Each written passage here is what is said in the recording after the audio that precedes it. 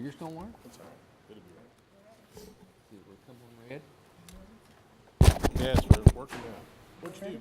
Just Okay. push that button way It's got an in. on button on the back. Yeah. This is the opening of the Oldham County Code Enforcement Board meeting of February the 6th. We'll start with swearing in. Okay. Do you solemnly swear to affirm that the testimony you're about to give to this board is true and accurate to the best of your belief and knowledge? I do. I do as well.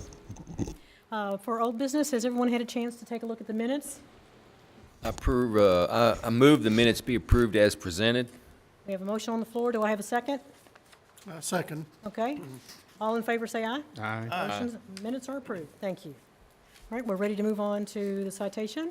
And the first one? All right, first one this afternoon is citation number 515. The address is 7107 Oak Terrace, which is in Pee Wee Valley, 40056. The owner of record, there's co-owners, and I know I'm gonna pronounce this name wrong, Ruth Botworth, I believe is how you pronounce it, and Cheryl Bitely. Ms. Bitely does not live at the residence. Ruth does. At the 7107 Oak Terrace address. A hearing was not requested. Violations for this citation was Oldham County Nuisance Ordinance 89-800-846, section number 1, which states in part detrimental or adverse to the health or welfare or offensive to the senses of the residents of Oldham County. And number 3, which states in part lists discarded or otherwise non-operating motor vehicle or machine to remain on property longer than 15 days. On November 8th, my office received a complaint from the city of Pee Wee Valley concerning the condition of the property. On the 14th, a site visit was conducted. Found what appeared to be an inoperable white Ford box truck parked at the rear of the driveway. And there was quite a bit of junk, trash, and debris piled up behind the truck. Photographs were taken and a courtesy letter was sent to the owner of record. And there's 2 photographs from that visit.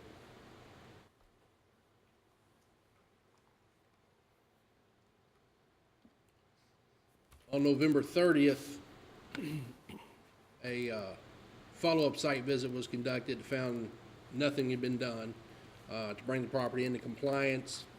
Another round of photographs were taken and notice of violation was sent to the owner of record. There's photographs from that visit. On December 17th, another site visit was conducted that found there were still no improvements to the condition of the property. Therefore, citation 515 was issued via certified mail, and a copy of it was secured to the front of the residence. There's photographs from that visit, and citation posted on front door.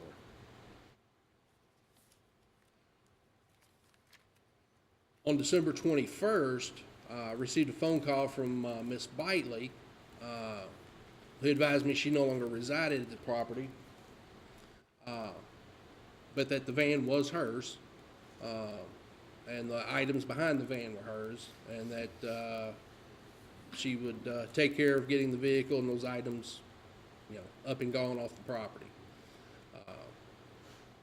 Since the citation had been served, I told her there was a hearing scheduled for February 6th, so ultimately, it would need to be done by that date, preferably sooner, but,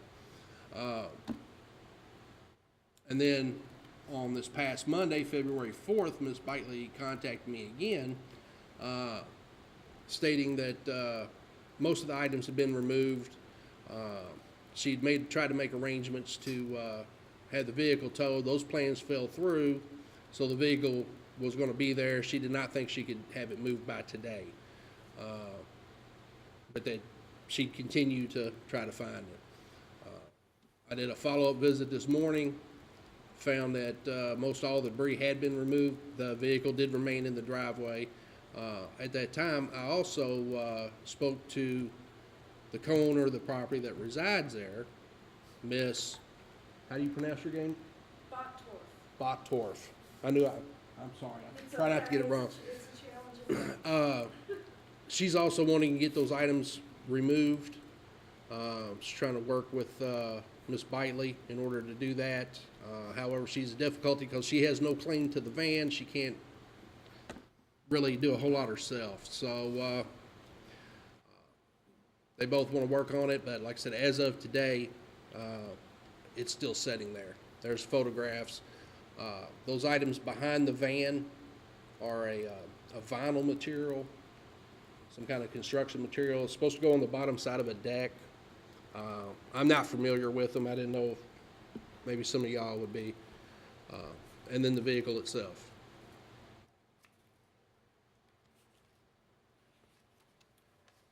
I believe there's enough evidence to show the violation. I believe both parties involved want to get this matter fixed. I don't know how long it'll take Ms. Bitely to get her van out of there, though. So that's where we stand as of today. Recommendation? I'm sorry? Recommendation? Yeah, I believe that, if they stick to what they're doing, in 30 days, the problem will be resolved, or less. I think a lot of it comes down to price for Ms. Bitely as far as what it's going to cost to have that vehicle removed. And I think that may play a part in this. But I know Miss Ruth wants it gone. Well, I make a motion that we table this until next month, because we have seen evidence of both parties on the citation are willing to resolve the matter. So I say we move it to next month, giving them another 30 days to resolve and come into compliance. A second. Okay, we have a second on the floor. So the motion is to table until next month or 30 days. And we have a second. All in favor, say aye. Aye. Opposed, nay. Motion carries.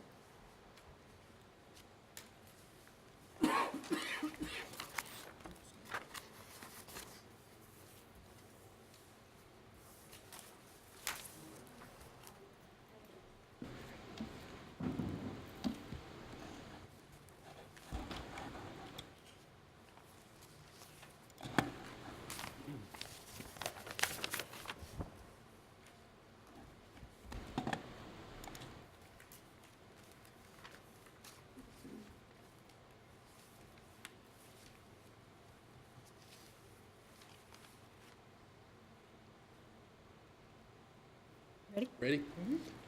The next case is citation number 516. The address is 1101 Joyce Court, Crestwood, Kentucky 40031. It's in the Lakewood Valley subdivision. The owner of record is Kenneth and Tammy Webb that live at 1312 Ballard Court in LaGrange. Hearing was not requested. Violation is Oldham County nuisance ordinance 89-800-846, section 1. You need me to repeat that? The actual wording of it? Okay. On November 15th, Code Enforcement Office received a complaint regarding the condition of the property. Site visit was conducted, found the house seemed empty at the time. Apparently it had been used as a rental. Nobody was there. There's some items sitting on the front porch. But that was pretty much the end of it. So I sent a courtesy letter to the owner of record and took some photographs. As you can see, it's mostly toys, and there's a few other vacuum cleaner, and that was about it. Two different angles on that fancy. Yes. You've got some fancy photography there. That's kind of like double exposure or something, isn't it? It split the tree, I think. There's a house behind the house or something. On December 3rd, did a follow-up visit, found no progress had been made bringing the property into compliance, so I sent a notice of violation to the owner. The items were still sitting there. I hadn't heard from the owner. And then on December 19th, a follow-up site visit was conducted. Found some items had been taken care of, but not all of them. Went ahead and issued citation number 516 to the owner of record via certified mail, and I secured a copy of it to the front door of the residence.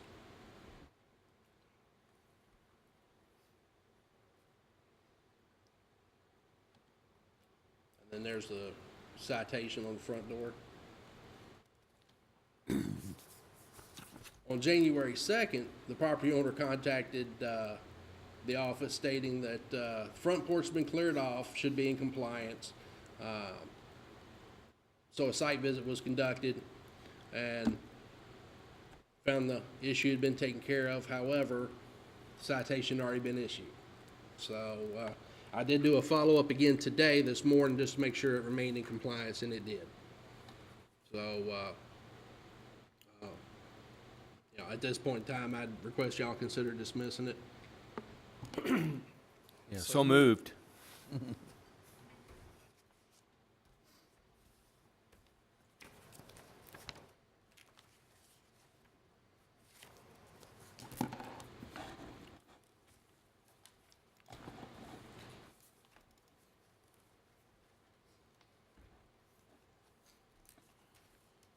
Never did actually vote on that. Oh, sorry. My apologies. We have a motion on the floor that it be dismissed, and we have a second. All in favor, say aye. Aye. Aye. Opposed, nay. Motion carried.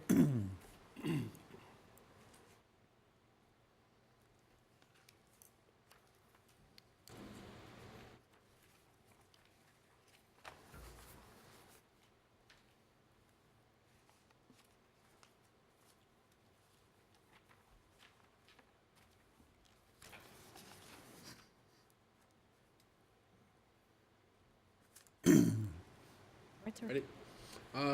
The next case, citation 517, the address is 4405 West Highway 146 in Buckner, 40010. The owner of record is a Lita Smith that resides at 5808 Round Hill Road in Louisville, 40222. Hearing was not requested. Violation is nuisance ordinance 89-800-846, and for some reason I've got sections 1 and 3. It should be section 1 only. I didn't catch that. On December 3rd, my office received a complaint regarding the condition of the property. Site visit was conducted, found construction debris items, construction equipment, junk, debris scattered around the residence. Photographs were taken, and a notice of violation was issued to the owner of record.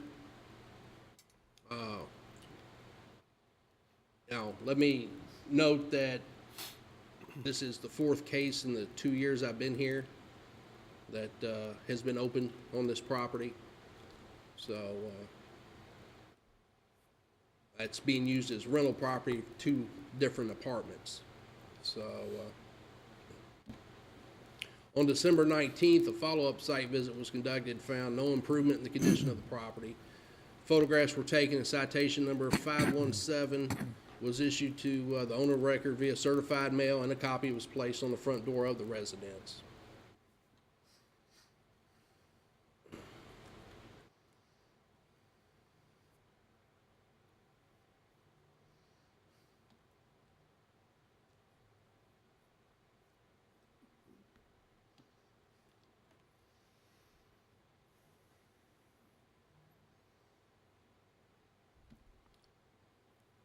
Okay, I didn't note it on here. I'll go ahead and tell you all.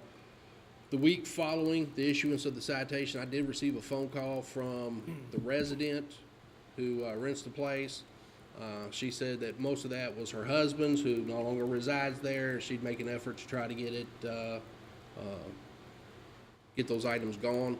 I advise her that, fine, go ahead, do what you can, stay in contact with me. I also received a call from the woman that is the property manager for the property. She called, left a message in my office. I tried to return her call. I never heard anything back from her. Never heard anything back from the person that rents the property. So as of this morning, Went by, conducted a site visit. The only thing I found was there was a pallet laying in the, around in the side yard, and there was a wall locker up against the front of the house. That's those two items.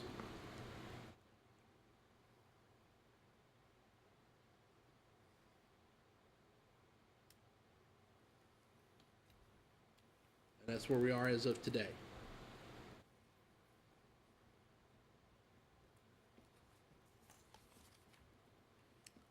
So this is the fourth time, in This is the fourth case I've opened on the property in basically 2 years. 2 years? And what has happened with the other ones? Because you've never brought them in here, No, they've got them into compliance, you know. but they continue to. But I think she's changing renters, and I think new renters come in, and it starts to build up.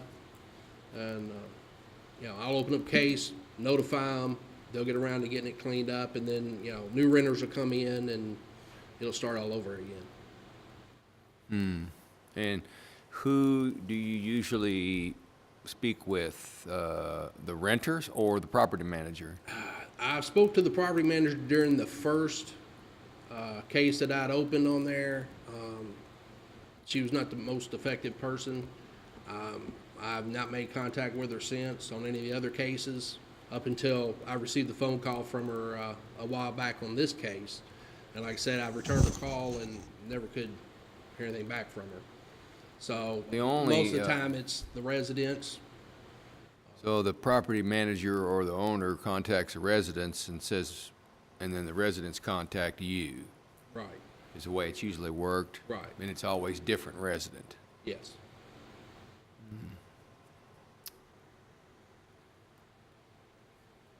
Trying to think of a way to incentivize the property owner or manager to alert these folks when they move in. If you look at the overall management of this property, it's not just the stuff that's out there. The building is not being, there's no maintenance going on at all. Okay. I don't think it's an incentive to get the tenants to do anything. I think it's a combination of the tenants and the property owner to care for this building. Well, we need to, I mean, it's got to come from the property owner, Yes. basically. So that's where I think we have to try to correct it. If it's going, if it's a continuing problem, I would move that we take action. So I'm prepared. Is, can I ask a question? now? Yep. Is there any ordinance that would be applicable to the condition of the building itself? Is it dilapidated and disrepair on the outside exterior? I couldn't tell clearly from the photos. You know, I'll get the building inspector to actually look at the building to make that determination, if whether or not it would actually be considered dilapidated. I don't think so. I mean, it's in rough condition, but it does not appear to be falling down. Well, and the whole issue of dilapidated structure doesn't happen with this board, it happens with fiscal court or whatever legislative bodies in charge of the property. Right. In this case, it's fiscal court, and they're the ones that actually, we take these cases in front of them to move with a dilapidated structure if it gets to that situation where it really is unsafe. That would be something for Mark Tice to. Yeah, well, yeah, and us to take to fiscal court. But I think the first step is to, move through this code enforcement case related to the property and send a message, in my opinion, that, Yep. this not even getting a return phone call or answering or responding or putting it on just the resident is really not the situation. The owner of the property is supposed to be managing the property if it's rented. Yes, is there any way our any action we take here today, Matt, could be embellished with some wording to deliver that message more clearly? I think the most effective method would be to order a fine, and if she doesn't pay it, just put a lien on the property. let that speak for itself. I don't know that you can do much more than that. Right. Yeah, that's what I was wondering, if there's just any other way to dress it up, but, you know, a pig's a pig. If you put lipstick on it, it's still a pig. After the conclusion of this case, we can talk about it in general terms procedurally, but I don't think we should have that discussion within the confines of this case. Okay. Take some kind of action like Matt suggested, and then if you got a few minutes, we'll talk about the steps, Okay. generally speaking. Okay, well, I'll move, on procedural matters, I'll move that the citation was properly issued on December the 19th, 2018, to the property owner.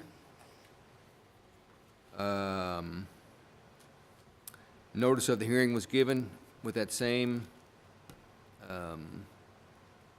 citation, and the respondent did not request a hearing. That concludes my motion. Okay, we have a motion on the floor for procedural matters. Do I have a second? Second. Okay, we have a second. All in favor, say aye. Aye. Opposed, nay. Okay, motion carries. And on the nuisance ordinance violation, I move to find that a nuisance ordinance violation was committed. And I'm going to refer to Darrell's comment earlier. It was just section 1.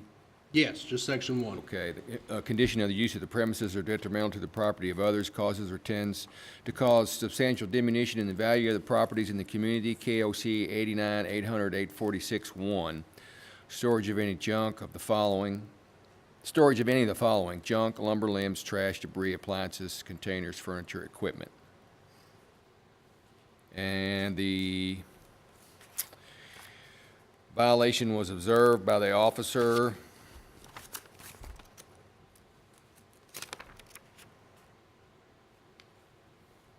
on December the 3rd. Or actually, we go by the date of the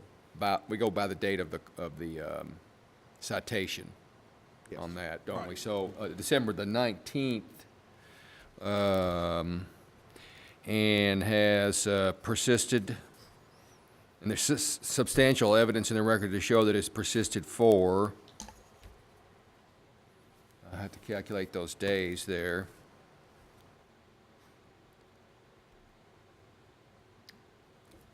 It'd be,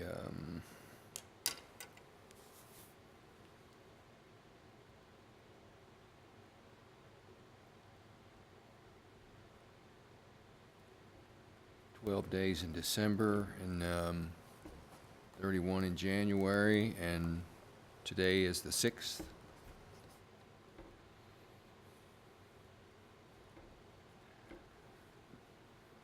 "49 days."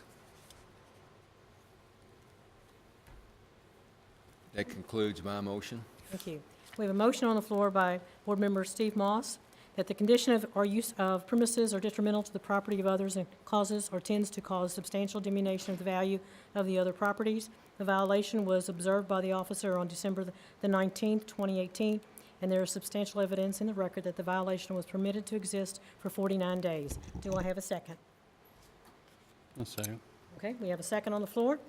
I'm going to take a vote. All in favor, say aye. Aye. Opposed, nay. Motion carries. Moving to the determination of the penalty, I move that we issue a remedial order, the terms of which would be that the property is brought into compliance within 30 days from today's date. Okay, we have a motion on the floor that the terms of the remedial order are that be brought into compliance 30 days from today's date. Do I have a second? Second. Okay, we have a second. I want to take a vote. All in favor, say aye. Aye. Opposed, nay. Motion carries. And civil fine, I move to assess a fine, and I don't know whether it is considered this second offense, or third offense, because you've issued citations previously. No. No, okay, just a notice of a violation. Right. Okay, It's so never this made- is a first offense, basically. It's the first citation issue. Yes. So, I move to assess a fine in the amount of $75 per day for 49 days. Plus 30. I'm sorry? We're gonna give them 30 days. We'll need another 30 on that if they don't come into compliance. Well, 49 plus 30. today, I don't know about that technicality. Matt, the question is, we don't know when they're gonna come into compliance, though, If I they guess. don't, If we've they- given them 30 days to come into compliance, Yes. so that'd be 49 plus 30. If they don't come into compliance, I don't think that you can, You can't project it into the future, right? So Right. if for some reason after, you just set a fine, set a remediation that you expect it to be cleaned up, the fine doesn't go away. You're fining them from the citation point till to today. Yeah. If for some reason they don't clean it up, we can open up another case. okay. Okay, so, I move to assess a civil fine in the amount of $75 per day for 49 days, which is a total of $3,675. And hold that full amount in abeyance, pending the terms of the remedial order are met in 30 days.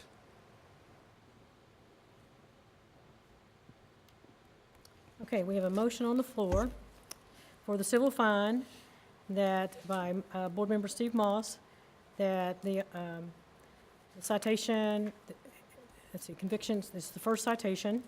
It was uncontested, that it was observed to exist for 49 days. The fine will be $75 a day, for a total of $3,675, with the intent that it will be held in abeyance, the full amount will be held in abeyance if the property is brought into compliance per the remedial order. Do I have a second? Second. Okay, Good question. I'm sorry. So there's no amount due immediately?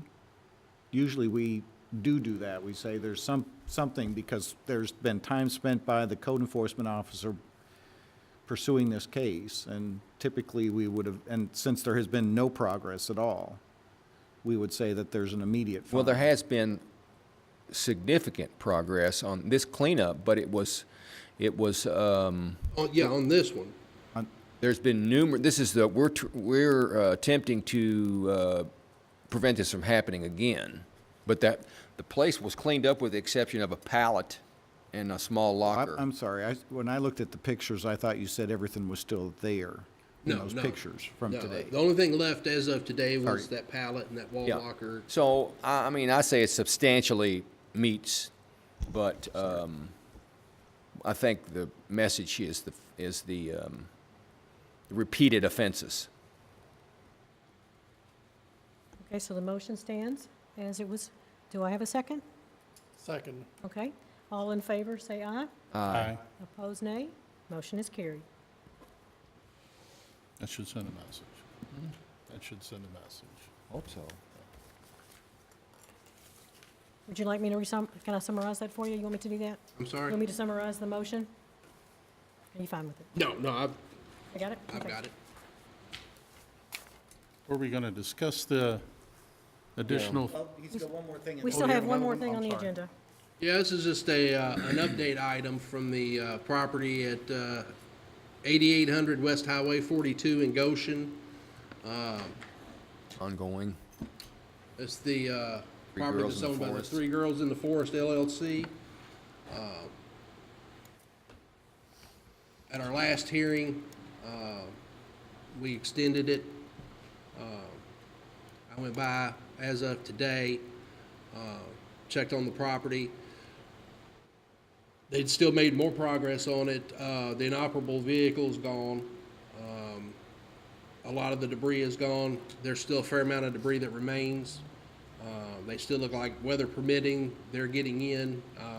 I saw, I think HVAC vans there here recently doing work on the house. I took some photos from today. Still has the truck topper sitting there.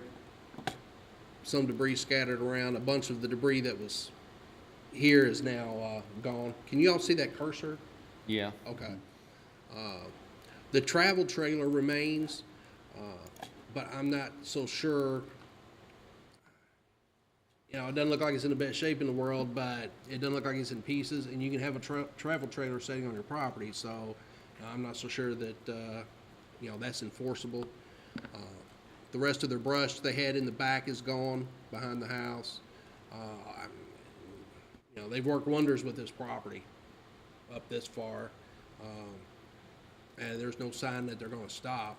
So, you know, at this point, you know, I'd request we consider, you know, dismissing it or at least carrying it over for another 60 days, you know, whatever y'all are comfortable with.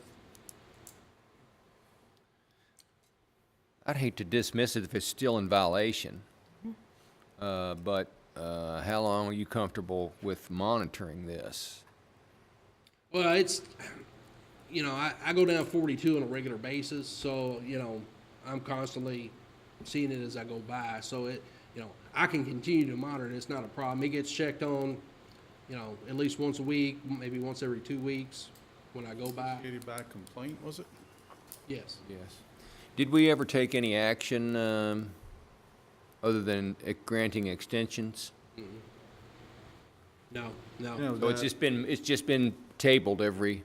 Yeah, it's just been carried over and, if you saw the first pictures, Yeah, I remember how bad it was. yeah, and they've got, you know, they've painted the house, they've trimmed trees, they've done stuff that was above and beyond what code enforcement action was. Looks like they got a pile of gravel there. yes. Yeah, they, Well, if you're comfortable with giving them another month and then updating us, that's fine. Okay. I don't have any problem with that. Does anybody else? Do we need a okay, do I need a motion? Uh, Let's just make a motion. okay, I'll move that we continue this case till next month. I need a second. Second it. Okay, I have a second. I'm going to take a vote. All in favor, say aye. Aye. Opposed, nay. Motion carried.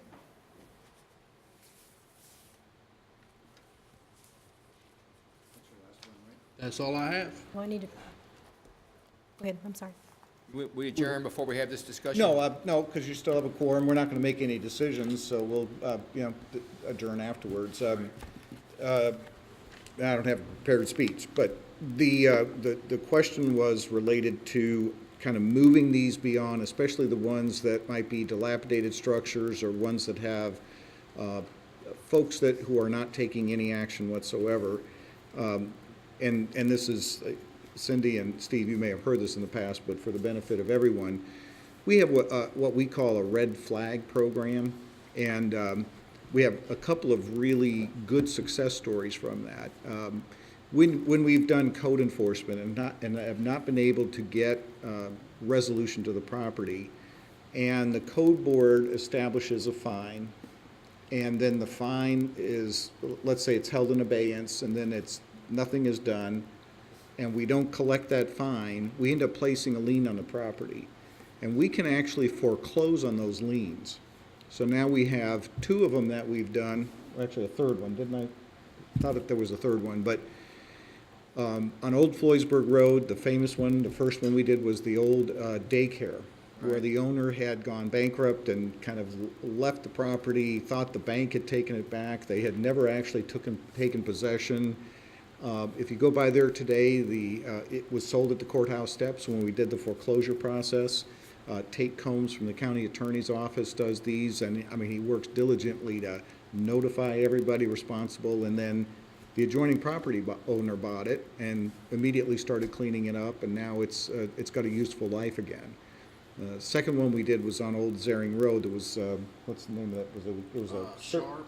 service Last name station. Sharp. And same thing. You collect, when there's a foreclosure sale, you collect the fine Yes. at the lien. If there's money available, yes. Yeah, but we have one of the principal lien positions, so Okay. taxes and more, so Right. we're Other right up people in there. line first. And the whole point is not necessarily to collect on the code enforcement fine, but to get this process initiated. So ultimately, when we have a property, that's really the best way we can move forward. And That lien process is an incentive to, it kind of kicks things along, is that what you're saying? it allows us to actually start that foreclosure process. Oh, so you can initiate the foreclosure process of know what the bank or nobody else is? Correct. Okay, I Yes. see what you're saying. Yes. And actually, it was colleagues in Louisville that kind of helped us in that process. And, sitting down with them several years ago, and they said, well, if you guys got code enforcement and you're filing liens and those liens aren't paid, foreclose on them. And that really helped us to get this thing kicked off. Fortunately, we don't have a lot of properties in Oldham County that get in this position, but it's a good tool. We take them one at a time. We don't try to do a whole bunch of them, but there is one, I think. There's one on Ridge Road that Tate's working on now, and then there's one that was on Applewood Drive, I believe the name was. It was the house that had the Mohawk front yard where the neighbors were mowing over. Oh, yeah. Big two-story house. Nobody was living there, taking care of it, couldn't reach the owner.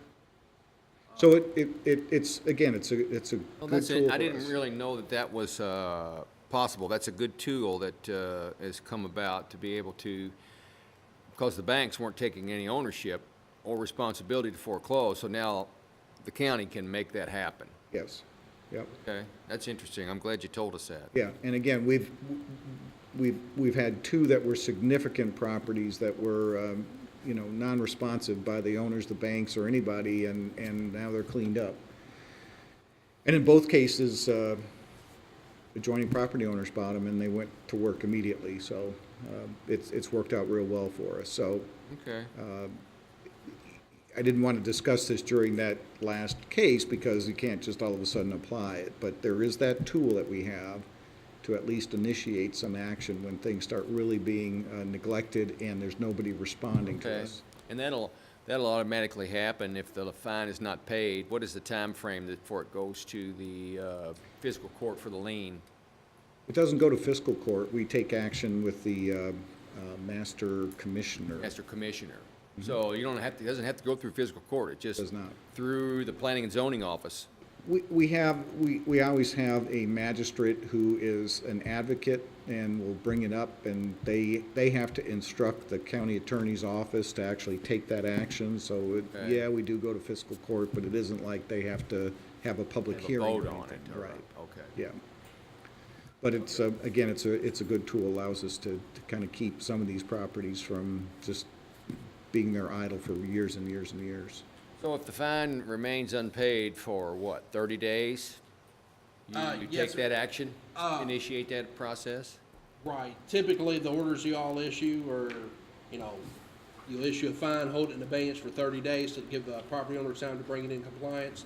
On the 31st day, I'll revisit the property. If it's still not in compliance, I'll generate the letter to them, letting them know that they're now in violation of your final order. They have 14 days to submit.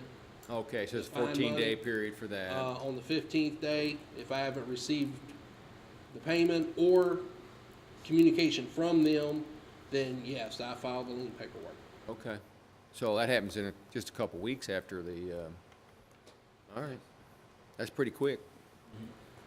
You can be, yes. So on case number, or citation 517, we're going to fine them. We're going to hold it in abeyance for 30 days, right? Right. That was that last one. So what do we say in our letter saying, hey, you're hereby notified, we're going to fine you so many dollars? And the next step is a lien and then foreclosure. Usually I Message to them. right, I sent basically it's a form letter, fill in the blank type deal that I've drafted up. Notice And- of fine. Well, it basically says that, on such and such date, the code board hearing was conducted, you were found in violation of ordinance number such and such. Fine was levied. There was a fine for X amount of dollars, to be held in abeyance for 30 days, to give you an opportunity to bring the property into compliance. And then the next paragraph goes into, if the property's not brought into compliance, you'll be subject, to paying the fine. And I can get you a copy of it if you want to see it exactly. I believe there's listed in there, possible, liens placed and all that is listed, but Oh, no, I don't need a copy of that. I think we just wanted to know what the process was. Yeah, and, that, if we're trying to send a message to this person that this is the fourth time on that property and it goes to the owner, they might get the message. They better keep it up or they'll lose the Yes. property. Hopefully it will. I mean, My concern with it is there are two renters there. It's a nuisance property, and it's a dilapidated structure. Is there what ordinance is requiring the landlord to keep a structure safe and inhabitable? Would we need to refer to someone else for that No, besides it's the chief building official, and it's the Kentucky Building Code, the residential building code. that's something we need to well, To that initiate wouldn't come from the- from our office. Yeah, it doesn't, it again, if can't it's make a dilapidated, recommendation to that we can't make a recommendation that they inspect? we can. Yeah, the code board can make recommendations on, give an opinion on what to do next, I and think if they got two renters there, and it's, a nuisance property, that maybe we should do that. I don't know if we need a motion for that, or, You have to put it on the agenda yeah. for, Darrell mentioned that if there's a building that looks like it's falling into disrepair, to be declared a dilapidated structure isn't like an easy thing. You can't have a few gutters falling off and a broken window and that's dilapidated. It has to be deemed to be unsafe for habitation. well, that would be the inspector. Yes. Yes. So Darrell takes Mark Tice on occasion and they go look at property. And if he starts having concerns with the building, then we can get right of entry eventually and go actually look inside and look at conditions and determine that it's dilapidated. And then that goes to fiscal court, and they basically open a case for a dilapidated structure, and they actually have to declare it based on the building officials' recommendations and observations that it's dilapidated. And then that's Aside another from- whole, aside from that, just the absentee landlord, renting that property, seems like there would be some requirements of the landlord as far as keeping the property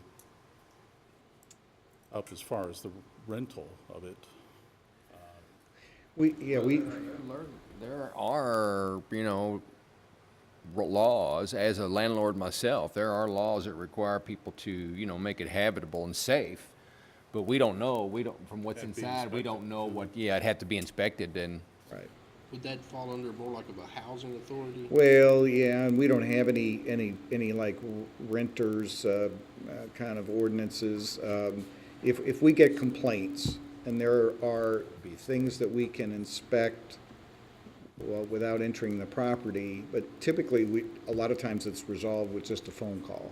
yes. And it is a regular issue that the renters call and say, well, they're not fixing things. Of course, we hear the other side of why not, because, well, they're not paying rent or whatever it might be. But that said, there isn't Not a local ordinance that restricts, correct. requires a landlord to make sure the toilet flushes. that's correct. However, we could call in the health department if Yeah. there was an issue that we felt that was human safety issue, or, violation of plumbing codes.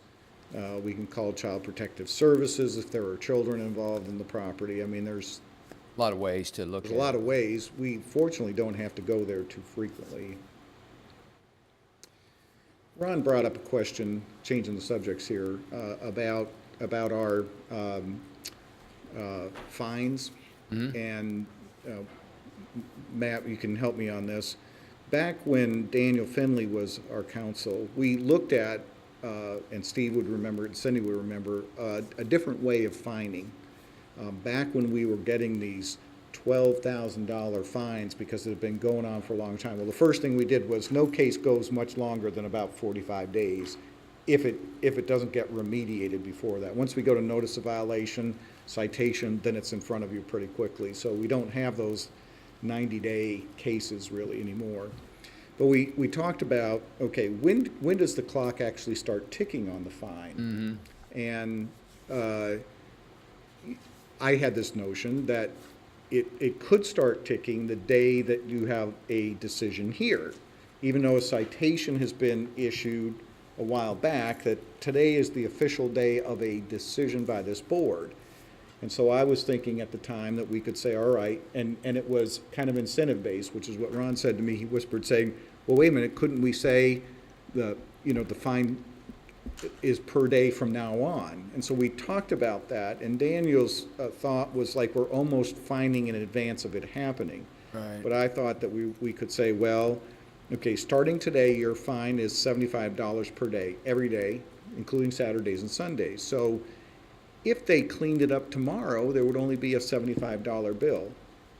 2 days, it'd be $150, 10 days, $750, and it could go on, and that thing could escalate. Yes. And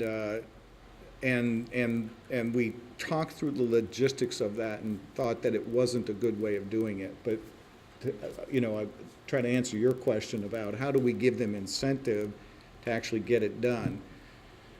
There has been a notice of violation, there's been a citation, and so we're saying from the day you got the citation, should have been cleaning this up, if not before that.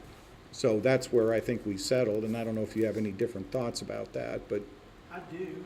I think that the way that the ordinance has been written, I don't think would support our typical procedure of adding up the days. I think if somebody challenged the fine that was any higher than what the ordinance says was for a first violation, because we've added a certain number of days, I think that a judge would probably agree that it was improper. Because of the way the ordinance just doesn't say that you're allowed to accumulate number of days. And that the fine can be multiplied by. And part of the problem in defending the way we've been doing it is that the ordinance specifically says a separate enhanced penalty for a second offense. yes. So we're issuing fines for well in excess of what the minimum fine is on a subsequent offense. We're doing that on a first offense because we're multiplying by the number of days. So I think that there could be a problem with it, but very few people come here and Contest that. it seems like if anybody's gonna put any energy into anything, they just go ahead and clean up the property. Yes, yeah. So when it comes here, we just never have anybody put any energy into contesting it. So the fact that these are uncontested probably means that we're okay. I think the way that the ordinance is written, it almost contemplates a really mechanical process. Come to the hearing, issue the fine, whatever the fine is. If they don't correct it, then issue a second citation. Come again, double the fine, and just keep repeating that process until we either file a lien and foreclose on it, or the property owner changes their behavior. That would be a lot more time consuming than what we've been doing. Yeah.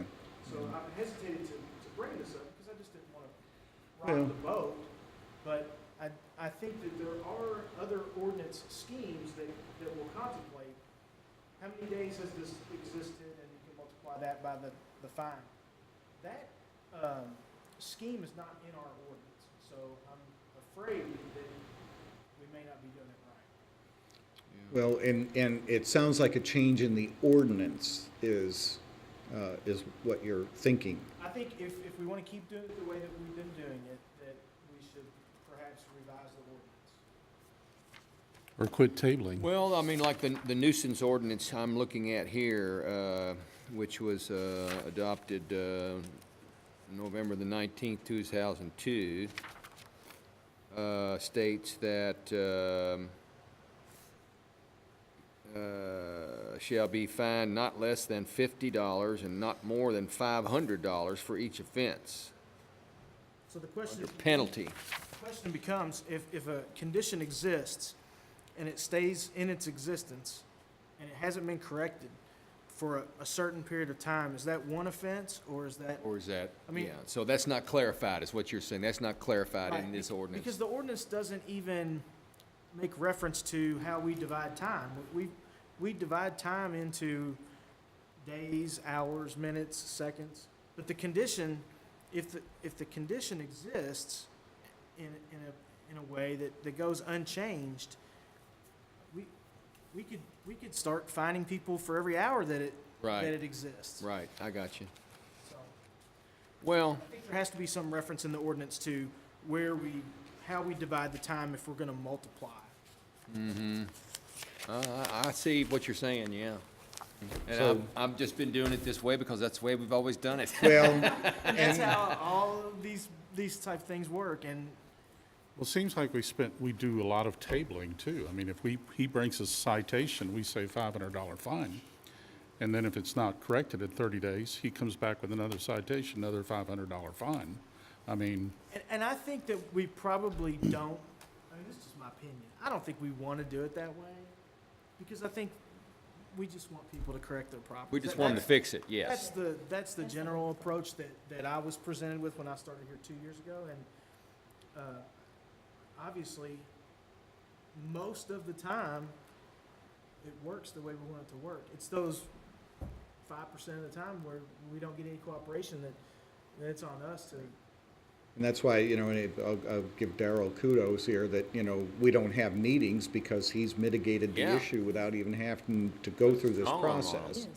I think the key thing is, and I always say this to the Planning Commission, Board of Adjustments, and now you, we always prepare ourselves for that one day, and we have the big case or a sticky one or a challenge. Everything that we really do, we should be looking at, not, yes, every case should be addressed the same way, but it's in preparation for the one where we go, okay, this is a big deal. Now, it almost became big deals, if you remember back when the banks started sending Yep. representatives here, because they were saying, what? And their lawyers, yeah. Yeah, and that was a very short-lived period in time, but we started saying, okay, we need to make sure that we are doing the right thing here. And not saying to try to avoid a challenge in court, but you don't want to have to go there. Right. Always, we're trying to operate with integrity and do the right thing based on the regulation and ultimately get mitigation, not collect big fines. Right. So, it's worked pretty well, but I think we probably do really need to sit down and make some changes. You pointed out it was passed in '02, Yeah. and it's probably time where we look at the way we function and with your all's input and say, what could be a little different here? The way it's working is good. We have a procedure that's quasi-judicial. I mean, in other words, you even say it's been noticed properly and there was in fact a violation. It's almost like we wouldn't be here if we didn't think there was or you didn't agree, but every once in a while you might find, it's not really a violation, but it's always part of the procedure. You have to say it. So, sharpening the tools in the toolbox, that's all. Remember, they always need to be sharpened, Yep. Good. or replaced. Yes. Thank you. Any other discussion? I move we adjourn. It was a great discussion. We have a motion to adjourn. We did. We all agreed. Unanimous? I think we spent more time on discussing things after the cases than the actual cases. About 20 minutes, yeah. Yes, I will take that and throw the tree away. No, don't do that. Recycle it. Well, that's what I am, I'll recycle it. I do. We have 2 bins downstairs. that recycle. Okay. Yeah. And that's what we do with the other board. We recycle on. That's good to know.